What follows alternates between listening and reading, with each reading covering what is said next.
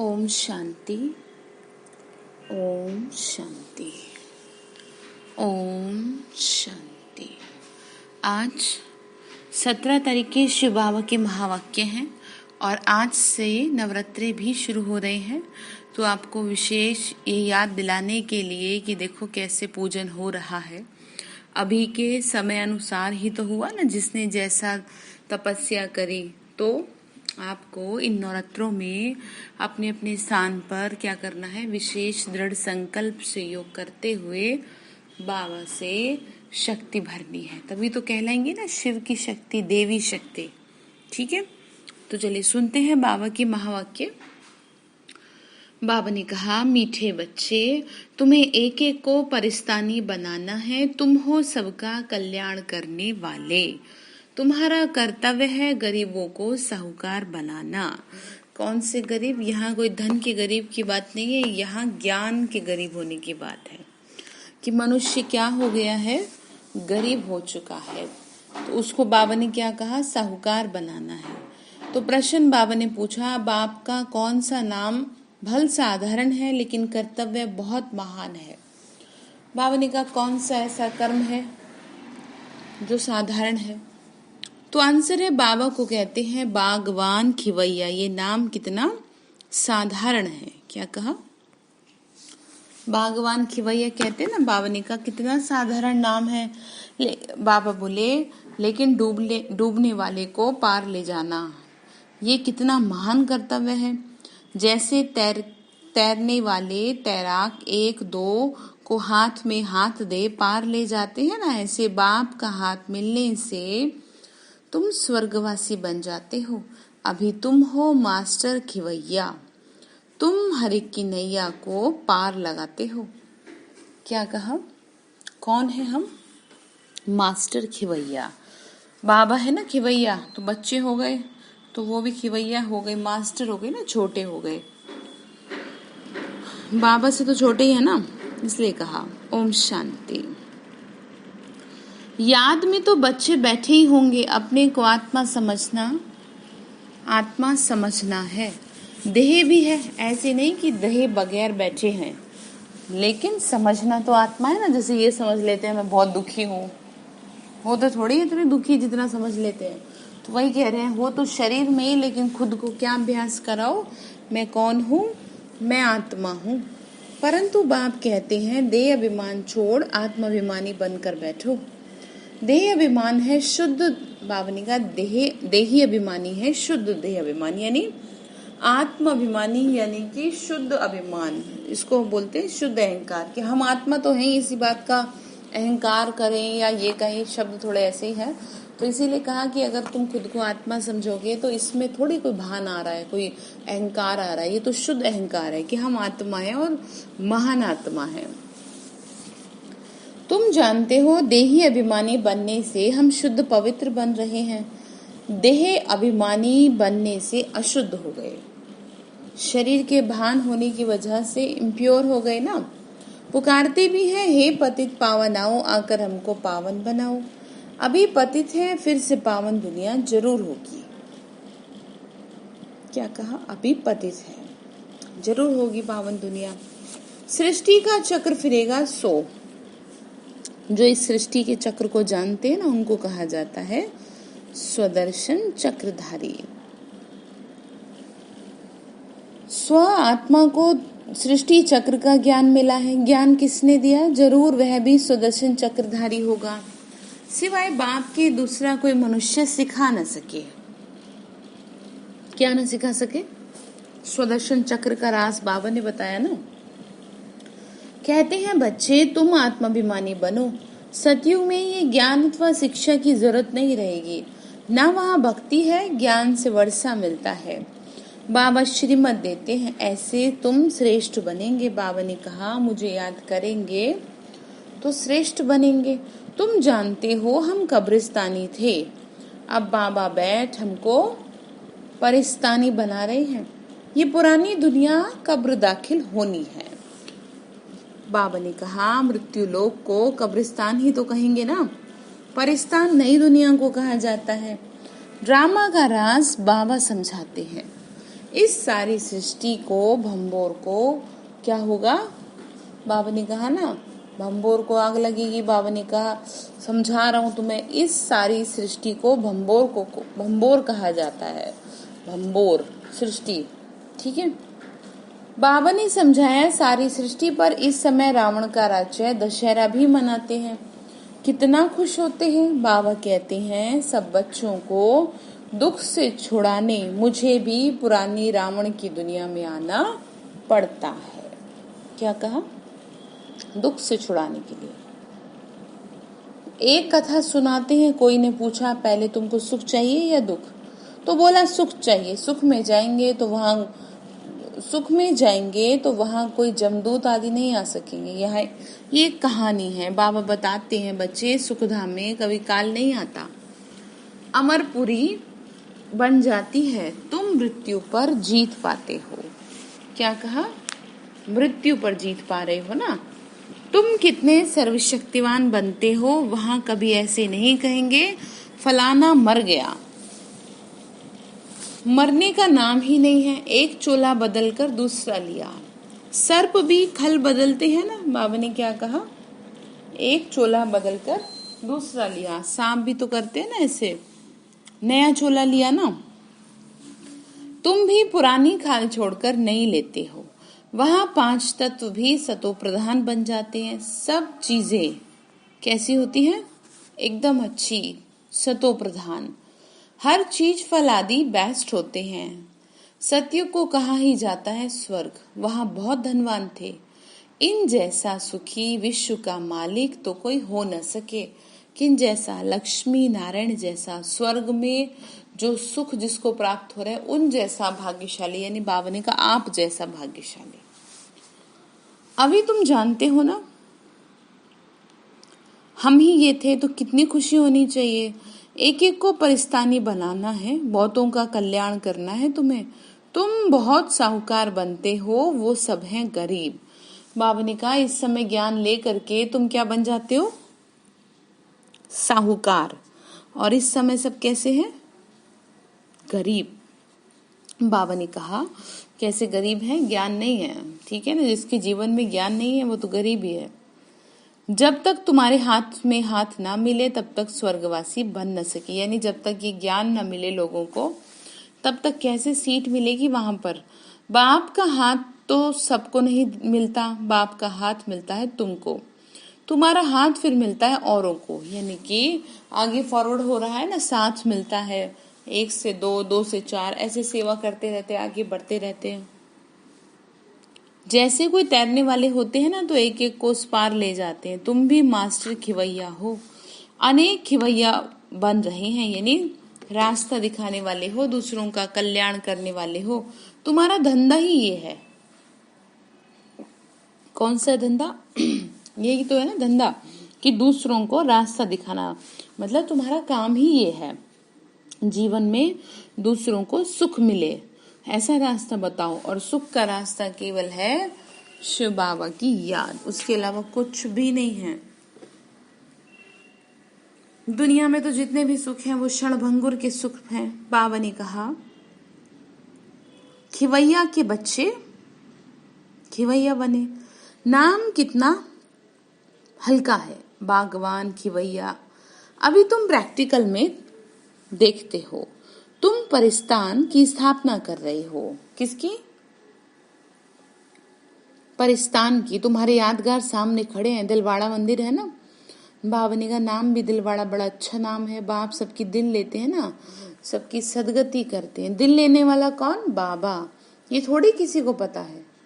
ब्रह्मा का भी बाप शिव बाबा, सबकी दिल लेने वाला है, बेहद का बाप। तत्वों आदि सबका कल्याण करते हैं। बाबा ने कहा कि मैं तुम्हारे लिए तो आता ही आता हूँ, कि तुम्हारा कल्याण के साथ साथ क्या हो जाता है? तत्वों का भी कल्याण हो जाता है। ये भी बच्चों को समझाया है। और धर्म वालों के शास्त्रादि कायम है। तुमको ज्ञान मिलता ही है संगम पर, फिर विनाश हो जाता है। बाबा ने कहा ना कोई शास्त्र ही नहीं रहता। शास्त्र है भक्ति मार्ग की निशानी। शास्त्र क्या है? भक्ति की निशानी। बाबा ने कहा ये है ज्ञान। फर्क देखा ना, भक्ति यथा है, भक्ति का फल है ज्ञान, भक्ति बहुत है।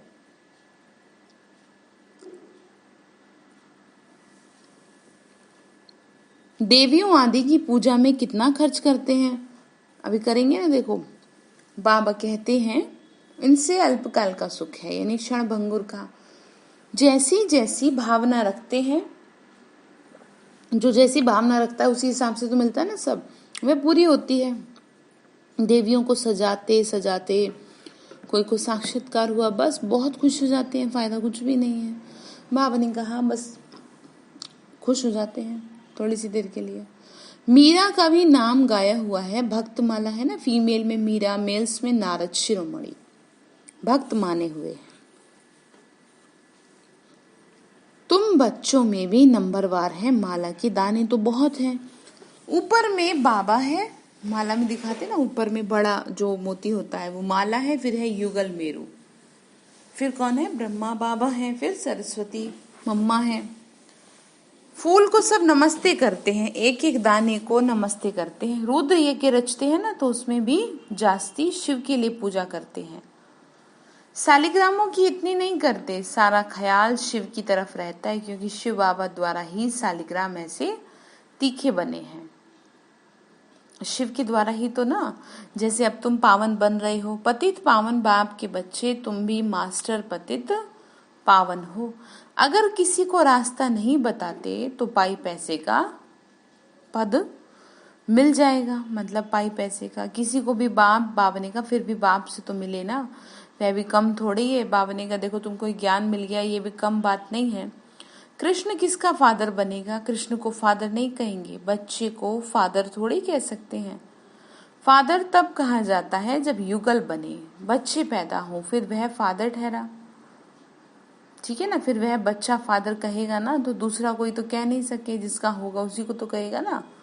बाकी तो कोई भी बुजुर्ग को बापूजी कह देते हैं। ये शिव बाबा भी तो सबका बाप है ना।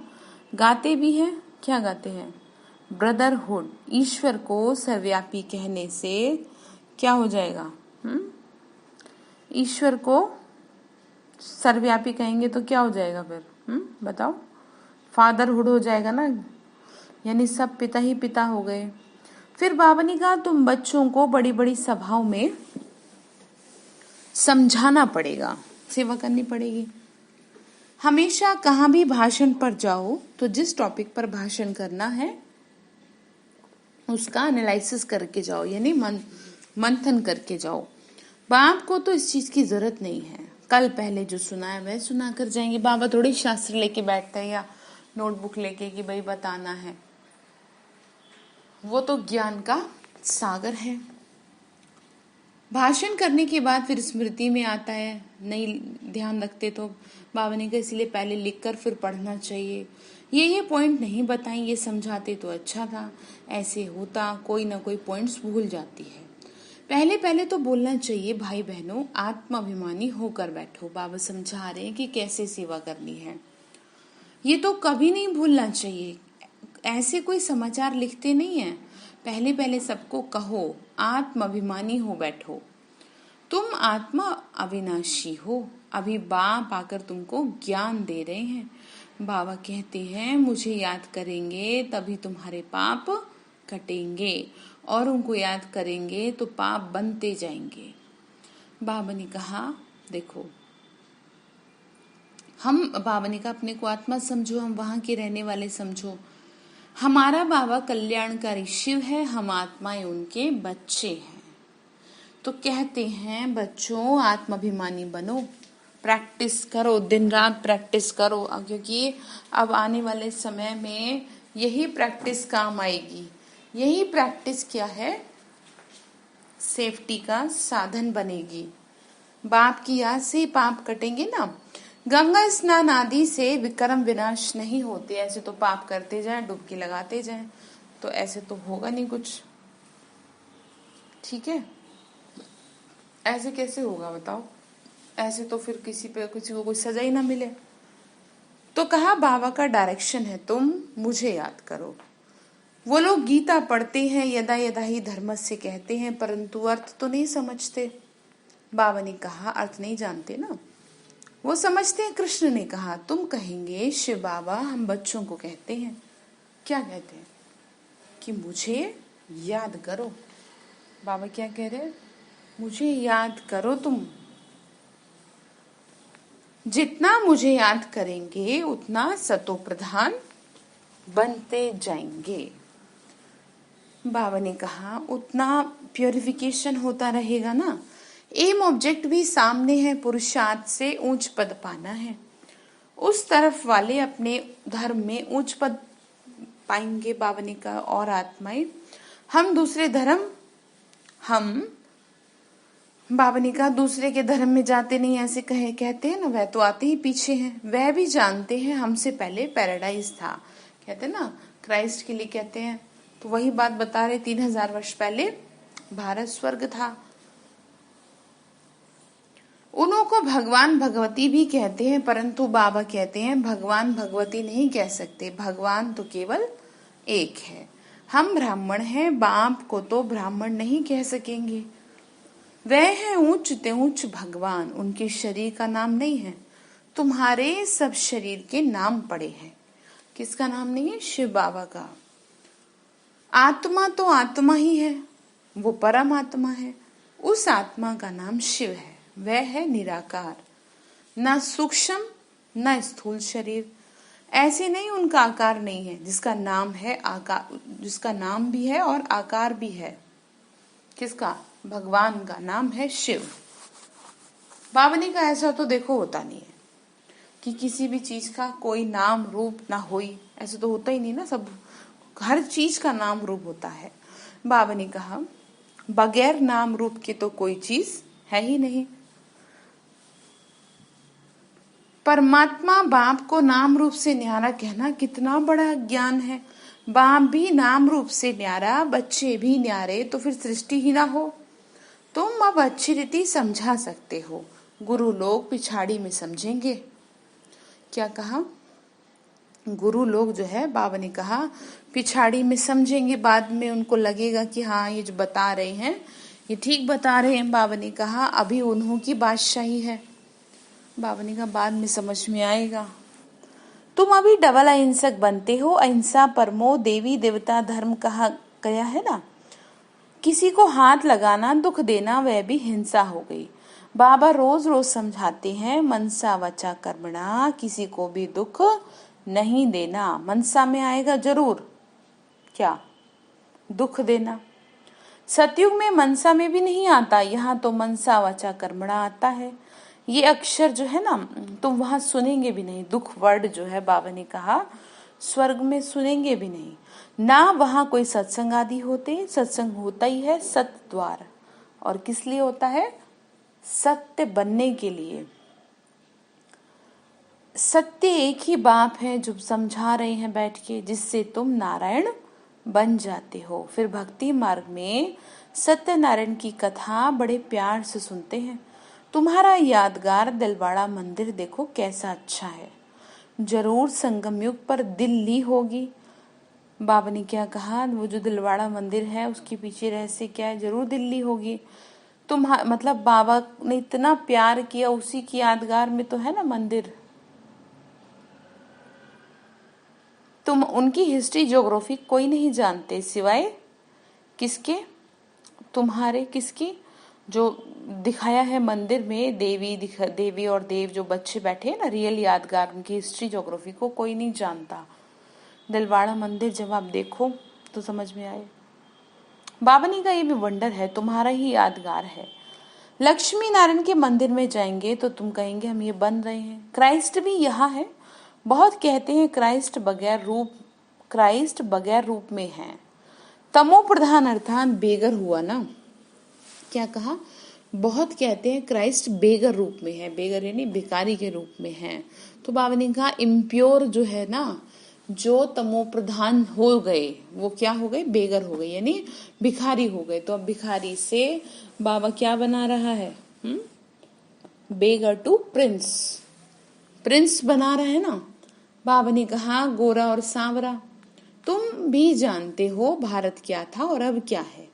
बाप तो है ही गरीब निवास, मनुष्य दान पुण्य भी गरीबों को करते हैं। बाबा ने कहा ईश्वर अर्थ, बहुतों को अनाज नहीं मिलता, दान पुण्य करते हैं, ईश्वर अर्थ पावनी का आगे चल तुम देखेंगे। बड़े बड़े साहूकारों को भी अनाज नहीं मिलेगा। गांव गांव में भी साहूकार तो रहते हैं ना, जिनको फिर डाकू लोग लूट ले जाते हैं। मंदिर में भी फर्क तो मर्तबे में भी फर्क तो होता है ना, सब तरह के लोग हैं। बाबा कहते हैं पुरुषार्थ ऐसा करो जो नंबर 1 में आ जाओ। टीचर का काम है सावधान करना, पास विद ऑनर होना। ये बेहद की पाठशाला है। ये है ही राजाई स्थापन करने के लिए राजयोग। ये जो पाठशाला ये किस लिए है? राजाई स्थापन करने के लिए। फिर भी पुरानी दुनिया का विनाश तो होना ही है, नहीं तो राजाई करेंगे कहाँ? ये तो है ही पति धरनी। बाबा ने कहा देखो, अब तुम्हारे लिए तुम कहाँ रहोगे, तुम्हारे लिए मकान बनाना पड़ेगा। तो तुम जैसे बन गए उसी हिसाब से तो ना, पतित हुए तो कलयुग में आए। अब पावन बनते जाएंगे तो फिर तुम्हारे लिए पावन बनने के हिसाब से मकान बनाना पड़ेगा। जैसे इस दुनिया में भी होता है ना, लोग अपनी खर्च के हिसाब से क्या करते हैं, मकान बनाते हैं। तो बाबा ने कहा तुम इतने ऊंच बन रहे हो तो तुम्हारे को कहाँ बिठाऊंगा मैं, इसीलिए इस धरनी की सफाई करके यहीं बिठाऊंगा। इसीलिए फिर गायन भी चलाया। बाबा ने कहा, ये समझा रहे हैं। फिर बाबा ने कहा मनुष्य कहते हैं गंगा पतित पावनी है। बाबा कहते हैं इस समय 5 तत्व सब तमो प्रधान पतित है। सारा गंदा किचड़ा आदि वहां जाए पड़ता है, मछलियां आदि भी उसमें रहती हैं। इतना बुरा हाल हो गया ना अब तो। पानी की भी एक जैसे दुनिया है। पानी में जीव कितने रहते हैं, बड़े बड़े सागर में भी कितना भोजन मिलता है। तो गांव हो गया बावने का, पानी का भी। गांव को फिर पतित पावन कैसे कहेंगे? बाबा ने देखो समझाया है कि जीव जंतुओं के लिए तो वो घर हो गया ना, बड़े बड़े भी होते हैं तो उनके लिए वो पूरा गांव हो गया, खाना भी मिल जाता है वहीं पे। बाबा ने कहा वो कैसे तुमको पतित पावन करेगा? फिर बाबा ने कहा मीठे मीठे बच्चों, पतित पावन तो केवल एक तुम्हारे बाप ही है, मतलब शिव बाबा ही है। तुम्हारी आत्मा और शरीर पतित हो गया, अब कर लो मुझे याद, तो बन जाओगे तुम पावन। तुम विश्व के मालिक खूबसूरत बन जाते हो। वहां कोई दूसरा खंड होता नहीं। कहाँ? स्वर्ग में। भारत का ही, बाबा ने कहा भारत का ही ऑलराउंड पार्ट है। तुम सब ऑलराउंडर हो। नाटक में एक्टर नंबरवार आते जाते हैं, ये भी ऐसे है। बाबा ने कहा कि नाटक में क्या होता है ना, कभी कोई आ रहा है अपना एक्ट जो भी कर रहे हैं, इसी तरह से बाबा ने कहा सृष्टि रूपी नाटक में भी ये सब चलता रहेगा, किसी का आना किसी का जाना लगा रहेगा। बाबा ने कहा, बाबा बोले देखो, कहते हैं कि अब देह होते हुए गृहस्थ व्यवहार में रहते हुए भी क्या करनी है? बाबा ने कहा मुझे याद करो, ठीक है। बाबा कहते हैं मैं तुमको, कहते हैं तुम सबको समझाओ कि हमको कौन पढ़ा रहा है? भगवान पढ़ा रहे। हम पतित पावन गॉड फादरली स्टूडेंट हैं, इसमें सब आ गया। पतित पावन भी हो गया, बाबा ने कहा पतित पावन भी हो गया, गुरु टीचर भी हो गया और फादर भी हो गया, सो भी निराकार। कौन? शिव बाबा हमारे है ना, गुरु भी है टीचर भी है।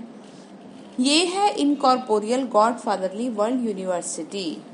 कितना अच्छा नाम है, ईश्वर की कितनी महिमा करते हैं। जब बिंदी सुनते हैं तो वंडर लगता है, ईश्वर की महिमा इतनी करते। और चीज क्या?